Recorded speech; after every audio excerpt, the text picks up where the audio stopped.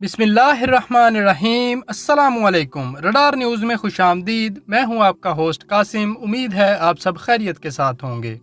بھارتی میڈیا کے مطابق تمام اعلیٰ سرکاری افسران کو بنا اجازت کارگل نہ چھوڑنے کی ہدایت اور اپنا فون ہر وقت آن رکھنے کا حکم نامہ جاری۔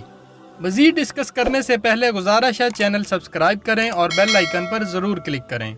Army chief general Qamar Javed Bajwa نے کل کور کمانڈرز کانفرنس طلب کر لی۔ کشمیر کی صورتحال پر اہم فیصلوں کی توقع۔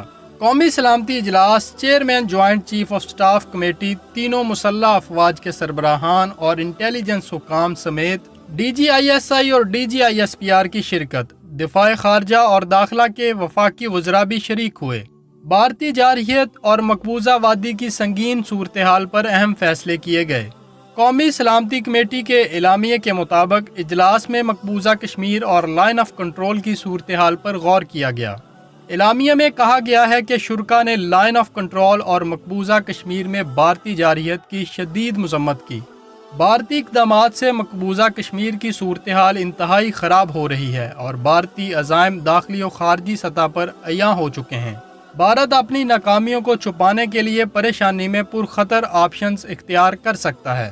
مقبوضہ کشمیر میں اضافی بھارتی فوج جلتی پر تیل چھڑکنے کے مترادف ہے۔ بھارتی عزائم خطے میں تشدد بڑھا کر اسے فلیش پوائنٹ بنا سکتا ہے۔ بھارت اوچھے ہتھ کنڈے چھوڑ کر تنازع کے پرامن حل کی طرف بڑھے۔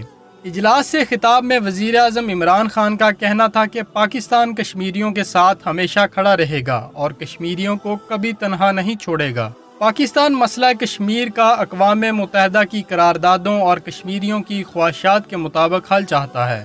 وزیر اعظم نے مطالبہ کیا کہ عالمی قیادت اور ادارے بھارت کے غیر ذمہ دارانہ اور جارحانہ رویے کا نوٹس لیں۔ بھارت کا رویہ اس علاقائی تنازع کو مزید پیچیدہ بنا رہا ہے۔ اس موقع پر وزیر اعظم آزاد کشمیر فاروق حیدر کا کہنا تھا کہ کنٹرول لائن کی دونوں طرف کشمیریوں کو پاکستان پر مکمل اعتماد ہے اور پوری کشمیری قوم بھارتی جبر کے خلاف ڈٹ کر کھڑی رہے گی۔ قومی سلامتی کمیٹی نے اعلامیے میں کہا کہ بھارت پاکستان کو اکسانے کے لیے شہری آبادی کو کلسٹر بموں سے نشانہ بنا رہا ہے، لیکن پاکستان کسی بھی بھارتی مہم جوئی کا منہ توڑ جواب دینے کے لیے تیار ہے۔